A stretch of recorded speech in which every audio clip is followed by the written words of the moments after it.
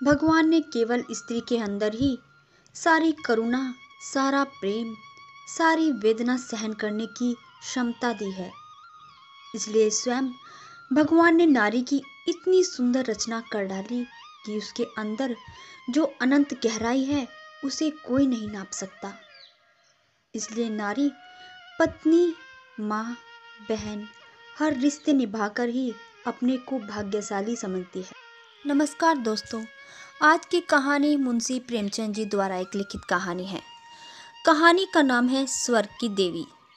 आओ शुरू करते हैं कहानी स्वर्ग की देवी।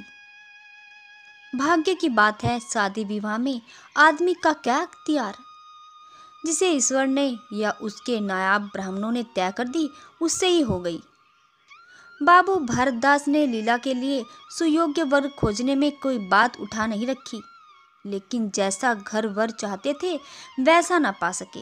वह लड़की को सुखी देखना चाहते थे, जैसा हर एक पिता का धर्म है, किंतु उसके लिए उनकी समझ में संपत्ति की सबसे जरूरी चीज थी। चरित्र या शिक्षा का स्थान गौण था। चरित्र तो किसी के माथे पर लिखा नहीं रहता, और शिक्षा का आजकल के जमाने में मूल्य ही क्या है। हाँ, संपत्ति के साथ शिक्षा भी हो तो क्या पूछना।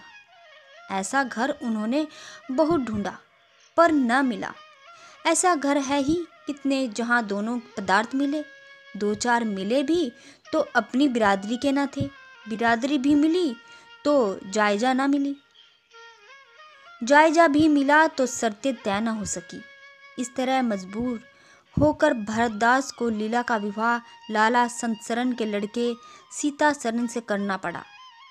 अपने बाप का इकलौता बेटा था।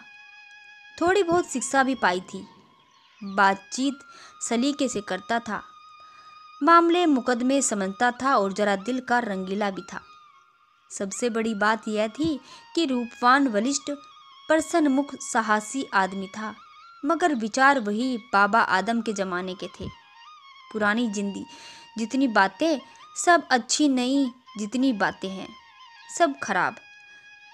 जायदाद के विषय में जमींदार साहब नए नए दफों का व्यवहार करते थे।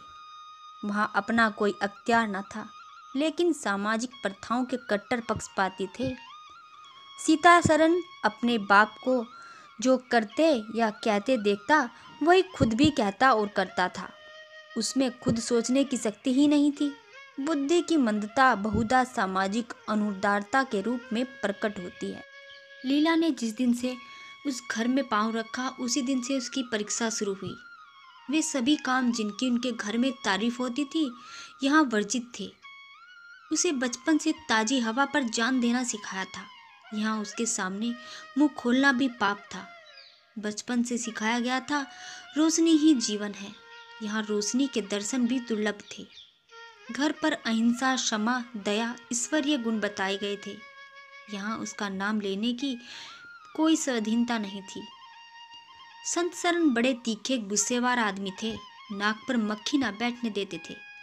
धूर्तता और छल कपट से ही उन्होंने जायदाद पैदा की थी। उसी को सफल जीवन का मंत्र समझते थे। उनकी पत्नी उनसे भी 2 अंगुल ऊंची थी। मजाल की बहू अपनी अंधेरी कोठरी के द्वार पर भी खड़ी हो जाए, या फिर कभी छत पर टहल सके, प्रलय आ जाती, आसमान पर उठा लेती। उन्हें बकने का मज था। दाल में नमक का जरा सा तेज हो जाना उन्हें दिन भर बकने के लिए काफी बहाना था। मोटी ताजी महिला थी। छीट का घाघरेदार लहंगा पहनती, पानदान बगल में रखे गहनों में लदी हुई सारा दिन बरोटे में माची पर बैठी रहती। क्या मजाल कि घर में उनकी इच्छा के विरुद्ध एक पत्ता भी हिल जाए। बहू की नई नई आदतें देख देख जला करती थी। अब काहे को आबरू रहेगी, मुंडेर पर खड़ी होकर झांकती है। मेरी लड़की ऐसी दीदार दिलेर होती तो गला घोट देती। न जाने इसके देश में कौन लोग बसते हैं। गहने नहीं पहनती, जब देखो नंगी बूची बनी बैठी रहती है। यह भी कोई अच्छे लक्षण है। लीला के पीछे सीतासरन पर भी फटकार पड़ती। तुझे भी चांदनी में सोना अच्छा लगता है क्यों? तू भी अपने को मर्द कहेगा। वह मर्द कैसा कि औरत उसके कहने में न रहे। दिन भर घर में घुसा रहता है, मुंह में जबान नहीं है। समझाता क्यों नहीं? सीतासरन कहता है, अम्मा जब कोई मेरे समझाने से ना माने तब माँ, मानेगी क्यों नहीं? तू मर्द है कि नहीं? मर्द वह चाहिए कि कड़ी निगाह से देखे तो औरत कांप उठे। सीता सरन, तुम तो समझाती ही रहती हो। माँ, मेरे उसे क्या परवाह, समझती होगी बुढ़िया 4 दिन में मर जाएगी, तब मैं मालकिन हो जाऊंगी। सीता सरन, तो मैं भी तो उसकी बातों का जवाब नहीं दे पाता। देखती नहीं कितनी दुर्बल हो गई, वह रंग ही नहीं रहा। उस कोठरी में पड़े पड़े उसकी दशा बिगड़ जाती है। बेटे के मुंह से ऐसी बातें सुन माता आग हो जाती और सारा दिन जलती, कभी भाग्य को कोसती, कभी समय को। सीता सरन माता के सामने तो ऐसी बातें करता, लेकिन लीला के सामने जाते ही उसकी मति बदल जाती। वह वही बातें करता जो लीला को अच्छी लगती। यहाँ तक कि दोनों वरदा की हंसी उड़ाते। लीला को उसमें और कोई सुख न था। वह सारे दिन कुढ़ती रहती, कभी चूल्हे के सामने न बैठी थी, पर यहाँ पेसेरियों आटा थोपना पड़ता। मजदूरों और टहलुओं के लिए भी रोटियां पकानी पड़ती। कभी कभी वह चूल्हे के सामने बैठी घंटों रोती। यह बात न थी कि यहाँ लोग कोई महाराज रसोइया न रख सकते हो, पर घर की पुरानी प्रथा यही थी कि बहुएं खाना पकाए और उस प्रथा को निभाना जरूरी था। सीता सरन को देखकर लीला का संतप्त हृदय एक क्षण के लिए शांत हो जाता था। गर्मी के दिन थे और संध्या का समय। बाहर हवा चलती थी, भीतर देह फूकती थी। लीला कोठरी में बैठी एक किताब देख रही थी कि सीता सरन ने आकर कहा, यहाँ तो बड़ी गर्मी है, बाहर बैठो। लीला, यह गर्मी उन तानों से अच्छी है जो अभी सुनने पड़ेंगे। सीता सरन, आज अगर बोली तो मैं भी बिगड़ जाऊंगा। लीला, तब तो मेरे घर में रहना भी मुश्किल हो जाएगा। सीता सरन, बला से अलग ही रहेंगे। लीला, मैं तो मर ही जाऊंगी तो भी अलग न रहूंगी। वह जो कुछ कहती सुनती है, अपनी समझ से मेरे भले के लिए कहती सुनती है। उन्हें मुझ में कुछ दुश्मनी थोड़ी है। हाँ, हमें उसकी बातें अच्छी न लगे, यह दूसरी बात है। उन्होंने खुद वह सब कष्ट झेले हैं जो वह मुझे झेलवाना चाहती है। उनके स्वास्थ्य पर उन कष्टों का जरा भी असर नहीं पड़ा। वह इस 65 वर्ष की उम्र में मुझसे कहीं ठाड़ी है, फिर उन्हें कैसे मालूम हो कि इन कष्टों से स्वास्थ्य बिगड़ सकता है। सीता सरन ने उसके मुरझाए हुए मुख की ओर करुण नेत्रों से देखकर कहा, तुम्हें इस घर में आकर बहुत दुख सहना पड़ा। यह घर तुम्हारे योग्य न था। तुमने पूर्व जन्म में जरूर कोई पाप किया होगा। लीला ने पति के हाथों से खेलते हुए कहा, यह ना आती तो तुम्हारा प्रेम कहाँ से पाती। 5 साल गुजर गए। लीला 2 बच्चों की माँ हो गई। एक लड़का था, दूसरी लड़की। लड़के का नाम जानकिशरण रखा और लड़की का नाम कामनी। दोनों बच्चे घर की गुलजार किए रहते थे। लड़की दादी से हिली थी, लड़का दादा से। दोनों शौक और शरीर थे। गाली दे बैठना, मुंह चिढ़ा देना तो उनके लिए मामूली बात थी। दिन भर खाते और आए दिन बीमार पड़े रहते। लीला ने खुद सभी कष्ट सह लिए थे, पर बच्चों में बुरी आदतों का पड़ना उसे बहुत बुरा मालूम होता था, किंतु उसको कौन सुनता। बच्चों की माता होकर उसकी अब गणना ही न थी। जो कुछ थे बच्चे ही थे। वह कुछ न थी। उसे किसी बच्चे को डांटने का भी अधिकार न था। सास फाड़ खाती। सबसे बड़ी आपत्ति यह थी कि उसका स्वास्थ्य अब और खराब हो चुका था। प्रसव काल से उसे वह भी अत्याचार सहन करने पड़े जो अज्ञान, मूर्खता और अंधविश्वास ने शोर की रक्षा के लिए कर रखे थे। उस काल कोठरी में जहाँ हवा का गुजर था, न प्रकाश का न सफाई का, चारों ओर दुर्गंध और सील और गंदगी भरी हुई थी। उसका कोमल शरीर सूख गया। एक बार जो कसर रखी थी वह दूसरी बार पूरी हो गई। चेहरा पीला पड़ गया, आंखें धंस गई। ऐसा मालूम होता बदन में खून ही नहीं रहा, सूरत ही बदल गई। गर्मियों के दिन थे, एक तरफ आम पके थे, दूसरी तरफ खरबूजे। इन दोनों फलों की ऐसी अच्छी फसल पहले कभी न हुई थी। अब के उनमें इतना मिठास न जाने कहाँ से आ गया था कि कितना ही खाओ मन ही ना भरे। संत सरन के इलाके में आम और खरबूजे के टोकरे भरे चले आते थे। सारा घर खूब उछल उछल कर खाता था। बाबू साहब पुरानी हड्डी के आदमी थे। सवेरे 1 सैकड़ा आमों का नाश्ता करते, फिर पसेरी भर खरबूजे चट कर जाते। मालकिन उनसे पीछे रहने वाली न थी। उन्होंने तो एक वक्त का भोजन ही बंद कर दिया। अनाज सड़ने वाली चीज थोड़ी है, आज नहीं कल खर्च हो जाएगा। आम और खरबूजे तो एक दिन भी नहीं ठहरेंगे। और क्या, यूं ही हर साल दोनों चीजों को रेल बेल होती थी, पर किसी को कभी कोई शिकायत न थी। कभी पेट में गिरानी मालूम हुई तो हड़ की फकी मार ली। एक दिन बाबू संसरन के पेट में मीठा मीठा दर्द होने लगा। आपने उसकी परवाह न की, आम खाने बैठ गए। सैकड़ा पूरा करके ही उठे और गिर पड़े। फिर तो तिल तिल करके और दस्त होने लगे। हैजा हो गया। शहर के डॉक्टर बुलाए गए, लेकिन उनके आने से पहले ही बाबू साहब चल बसे। रोना पीटना मच गया। संध्या होते होते लाश घर में निकली। लोग दाह क्रिया करके आधी रात को लौटे तो मालकिन को भी और दस्त हो गई। फिर दौड़ धूप शुरू हुई, लेकिन सूर्य के निकलते निकलते वह भी सिधार गई। स्त्री पुरुष जीवन पर्यंत एक दिन के लिए भी अलग न हुए थे। संसार से भी साथ साथ गए। सूर्यास्त के समय पति ने प्रस्थान किया और सूर्य उदय के समय पत्नी ने। लेकिन मुसीबत का अभी अंत न हुआ था। लीला तो संस्कार की तैयारी में लगी थी। मकान की सफाई की तरफ किसी ने ध्यान ही न दिया। तीसरे दिन दोनों बच्चे दादा दादी के लिए रोते बैठते। वहां एक आले पर खरबूजा कटा हुआ पड़ा था। 2-3 कलमी आम भी रखे थे। इन पर मक्खियां भिनक रही थी। जानकी एक तिपाई पर चढ़कर दोनों चीजें उतार ली और दोनों से मिलकर खाया। शाम होते होते दोनों को हैजा हो गया और दोनों माँ बाप को रोता छोड़कर चल बसे। घर में अंधेरा हो गया। 3 दिन पहले जहाँ चारों तरफ चहल पहल थी, वहाँ अब सन्नाटा छा गया था।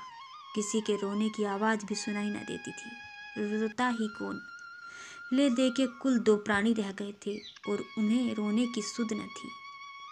लीला का स्वास्थ्य पहले ही बहुत कुछ खराब था, अब तो वह और भी बेजान हो गई थी। उठने बैठने की शक्ति न रही थी। हरदम खोई सी रहती, न कपड़े लत्तों की सुध थी, न खाने पीने की। उसे न घर में वास्ता था न बाहर से। जहाँ बैठती वहीं बैठी रह जाती।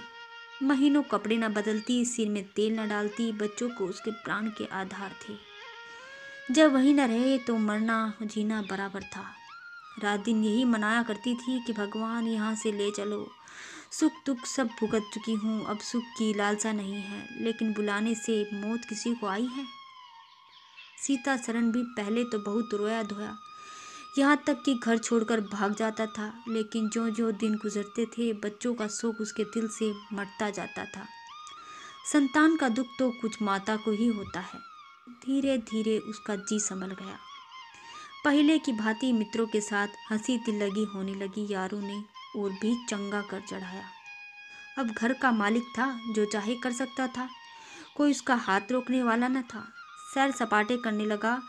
कहा तो लीला को रोते देखकर उसकी आंखें सजल हो जाती थी, कहाँ अब उसे उदास और शोक मग्न देखकर झुंझला उठता था। जिंदगी रोने के लिए ही तो नहीं है। ईश्वर ने लड़के दिए थे, ईश्वर ही ने छीन लिए। क्या लड़कों के पीछे प्राण दे दोगी? लीला यह बातें सुनकर भौचक रह जाती। पिता के मुंह से ऐसे शब्द निकल जाते हैं। संसार में ऐसे भी प्राणी हैं। होली के दिन मर्दानी ने गाना बजाना हो रहा था। मित्रों की दावत का भी सामान किया गया था। अंदर लीला जमीन पर पड़ी रो रही थी। त्योहारों के दिन उसे रोते काटते थे। आज बच्चे होते तो अच्छे अच्छे कपड़े पहनते, कैसे उछलते फिरते। वही न रहते तो कहाँ की तीज और कहाँ के त्योहार। सहसा सीता सरन ने आकर कहा, क्या दिन भर रोते ही रहोगी? जरा कपड़े तो बदल डालो, आदमी बन जाओ। यहाँ क्या तुमने अपनी गत बना रखी है? लीला, तुम जाओ अपनी महफिल में बैठो, तुम्हें मेरी क्या फिक्र पड़ी है? सीता सरन, क्या दुनिया में और किसी के लड़के नहीं मरते? तुम्हारे ही सिर पर से यह मुसीबत आई है। लीला, यह बात कौन नहीं जानता। अपना अपना दिल होता है, उस पर किसका बस है। सीता सरन, मेरा साथ भी तो तुम्हारा कुछ कर्तव्य है। लीला ने कौतूहल से पति की ओर देखा, मानो उसका आश्चर्य नहीं समझी। फिर मुंह फेर कर रोने लगी। सीता सरन, मैं अब इन मनहूस का अंत कर देना चाहता हूँ। अगर तुम्हारा अपने दिल पर काबू नहीं तो मेरा भी अपने दिल पर काबू नहीं। मैं अब जिंदगी भर मातम नहीं मना सकता। लीला, तुम राग रंग मानते हो, मैं तुम्हें मना तो नहीं करती, मैं रोती हूँ तो क्यों मना करते हो? सीता सरन, मेरा घर रोने के लिए नहीं है। लीला, अच्छी बात है, तुम्हारे घर में न रोऊंगी। लीला, लीला ने देखा मेरा स्वामी मेरे हाथों से निकला जा रहा है। उन पर विषय का भूत सवार हो गया और कोई समझाने वाला नहीं। वह अपने होश में नहीं है। मैं क्या करूं? अगर मैं चली जाती हूं तो थोड़े ही दिनों में सारा घर मिट्टी में मिल जाएगा और उनका वही हाल होगा जो स्वार्थी मित्रों के चंगुल में फंसे हुए नौजवान रसोइयों का होता है। कोई उल्टा घर में आ जाएगी और उसका सर्वनाश कर देगी। ईश्वर, मैं क्या करूं? अगर उन्हें कोई बीमारी हो जाती तो क्या मैं उस दशा में उन्हें छोड़कर चली जाती? कभी नहीं। मैं तन मन से उनकी सेवा करती, ईश्वर से प्रार्थना करती, देवताओं की मनोतियाँ करती। माना उन्हें शारीरिक रोग नहीं लेकिन मानसिक रोग अवश्य है। आदमी रोने की जगह हंसे और हंसने की जगह रोए, उसके दीवाना होने में क्या संदेह है? मेरे चले जाने से उनका सर्वनाश हो जाएगा। उन्हें बचाना मेरा धर्म है। हाँ, मुझे अपना शौक भूल जाना होगा। रोऊंगी, रोना तो तकदीर में लिखा ही है। रोऊंगी लेकिन हंस हंस कर अपने भाग्य से लड़ूंगी। जो जाते रहे उनके नाम को रोने के सिवा और क्या कर सकती हूँ। लेकिन जो है उसे न जाने दूंगी। आह, ये टूटी हुई हृदय, आज तेरे टुकड़ों को जमा करके एक समाधि बनाऊं और अपने शौक को उसके हवाले कर दूं। और रोने वाले आंखें, आओ मेरे आंसू को अपनी विसती छटा में छिपा लो। आओ मेरे आभूषणों, मैंने बहुत दिनों तक तुम्हारा अपमान किया। मेरा अपराध क्षमा करो। तुम मेरे भले दिनों के साथी हो। तुमने मेरे साथ बहुत विहार किया। तुमने मेरे साथ बहुत विहार किया है। अब इस संकट में मेरा साथ दो, मगर दगा न करना। मेरे भेदों को न छिपाए रखना। मेरे भेदों को छिपाए रखना। लीला सारी रात बैठी अपने मन में यही बातें करती रही। उधर मर्दानी ने धमा चौकड़ी मचाई थी। सीता सरन नशे में चूर, कभी गाता था, कभी तालियां बजाता। उसके मित्र लोग भी उसी रंग में रंगे हुए थे। मालूम होता था उनके लिए भोग विलास के सिवा और कोई काम ही नहीं है। पिछले पहर को महफिल में सन्नाटा हो गया। हूँ हाँ की आवाज़ बंद हो गई। लीला ने सोचा, क्या लोग कहीं चले गए या सो गए? एकाएक सन्नाटा क्यों छा गया? जाकर दहलीज में खड़ी हो गई तो बैठ में झांक कर देखा, सारी देह में एक ज्वाला सी दौड़ गई। मित्र लोग विदा हो गए थे। समाजियों का पता न था। केवल एक रमणी मसनद पर लेटी हुई थी। सीता सरन उसके सामने झुका हुआ उससे बहुत धीरे धीरे बातें कर रहा था। दोनों के चेहरों और आंखों में उनके मन के भाव साफ झलक रहे थे। एक की आंखों में अनुराग था, दूसरे की आंखों में कटाक्ष। एक भोला भाला हृदय एक मायाविनी रमणी के हाथों लूटा जाता था। लीला की संपत्ति को उसकी आंखों के सामने एक छलनी चुराए लिए जाती थी। लीला को ऐसा क्रोध आया कि इसी समय चलकर इस कुल्टा को आड़े हाथों ले ऐसा दुत्कारूं कि वह याद करे, खड़े खड़े निकाल दूं। वह पत्नी भाव जो बहुत दिनों से सो रहा था जाग उठा और उसे विकल करने लगा, पर उसने जब्त किया। वेग से दौड़ती हुई तृष्णा आक्स्मक न रोक सकी। वह उल्टे पांव भीतर लौट आई और मन को शांत करके सोचने लगी। वह रूप रंग में, हाव भाव में, नखे तिल्ले में उस दुष्ट की बराबरी न कर सकती है। बिल्कुल चांद का टुकड़ा। अंग अंग में स्फूर्ति भरी हुई है, पोर पोर में मंद झलक रहा है। उसकी आंखों में कितनी तृष्णा है, तृष्णा ही नहीं बल्कि ज्वाला। लीला उसी वक्त आईने के सामने गई। आज कई महीनों के बाद उसने आईने में अपनी सूरत देखी। उसके मुख से एक आह निकली गई। शोक ने उसकी काया पलट कर दी। उस रमणी के सामने ऐसा लगती जैसे गुलाब के सामने जूही का फूल। सीता सरन का खुमार शाम को टूटा। आंखें खुली तो सामने लीला को खड़ी मुस्कुराते देखा। उनकी अनोखी छवि आंखों में समा गई। ऐसी खुशी मानो बहुत दिनों के वियोग के बाद उसने भेंट हुई हो। उसे क्या मालूम था कि यह रूप भरने के लिए लीला ने कितने आंसू बहाए। केसों में यह फूल गूंथने से पहले आंखों में कितने मोती पिरोए। उन्होंने एक नवीन प्रेम उत्सव से उठकर उसे गले लगा लिया और मुस्कुराकर बोले, आज तो तुमने बड़े बड़े शस्त्र सजा रखे हैं, कहाँ भागूं? लीला ने अपने हृदय की ओर उंगली दिखाकर कहा, यहाँ आ बैठो। बहुत भागे फिरते हो, अब तुम्हें बांध कर रखूंगी। बाग की बहार का आनंद तो उठा चुके, अब इस अंधेरी कोठरी का भी देख लो। सीता सरन ने लज्जित होकर कहा, उसे अंधेरी कोठरी मत कहो लीला, वह प्रेम का मानसरोवर है। इतने में बाहर से किसी मित्र ने आने की खबर आई। सीता सरन चलने लगे तो लीला ने उसका हाथ पकड़कर कहा, मैं न जाने दूंगी। सीता सरन, अभी आता हूँ। लीला, मुझे डर लगता है कहीं तुम चले न जाओ। सीता सरन, बाहर आए तो मित्र महाशय बोले, आज दिन भर सोते ही रहोगे क्या? बहुत खुश नजर आते हो। इस वक्त तो वहां चलने की ठहरी ही नहीं, तुम्हारी राह देख रहा है। सीता सरन, चलते को तो तैयार हूं, लेकिन लीला जाने नहीं देती। मित्र, निरे गौदी ही रहे, आ गए फिर बीवी के पंजे में, फिर किस बर्ते पर गरमाए थे। सीता सरन, लीला ने घर से निकालने ही नहीं दिया। जब आसरा ढूंढता फिरता था, अब उसे द्वार खोल दिए और खड़ी बुला रही है। मित्र, अजी यहाँ वह आनंद कहाँ जो घर लाख सजाओ तो क्या बाग हो जाएगा। सीता सरन, भाई घर बाग नहीं हो सकता पर स्वर्ग हो सकता है। मुझे इस वक्त अपनी शुद्धता पर जितनी लज्जा आ रही है वह मैं ही जानता हूँ। जिस संतान शोक में उसने अपने शरीर को घुला डाला और अपने रूप लावण्य को मिटा दिया, उसी शोक को केवल मेरा एक सहारा पाकर उसने भुला दिया। ऐसा भुला दिया मानो कभी शोक हुआ ही नहीं। मैं जानता हूँ कि वह बड़े से बड़े कष्ट सह सकती है, मेरी रक्षा उसके लिए अवश्य है। जब अपनी उदासीनता के कारण उसने मेरी दशा बिगड़ती हुई देखी तो अपना सारा शोक भूल गई। आज मैंने उसे अपने आभूषण पहनकर मुस्कुराते हुए देखा तो मेरी आत्मा पुलकित हो उठी। मुझे ऐसा मालूम हो रहा था कि वह स्वर्ग की देवी है और केवल मुझे जैसे दुर्लभ प्राणी की रक्षा करने के लिए भेजी गई है। मैंने उसे जो कठोर शब्द कहे वे अगर अपनी सारी संपत्ति बेचकर भी मिल सकते तो लौटा देता। लीला वास्तव में स्वर्ग की देवी है। आज की कहानी आपको कैसी लगी? ऐसी ही अनेकों कहानियाँ सुनने के लिए हमारे चैनल पीसफुल कहानियों को लाइक करें, सब्सक्राइब करें और शेयर करें। धन्यवाद। भगवान करे आपका दिन शुभ हो।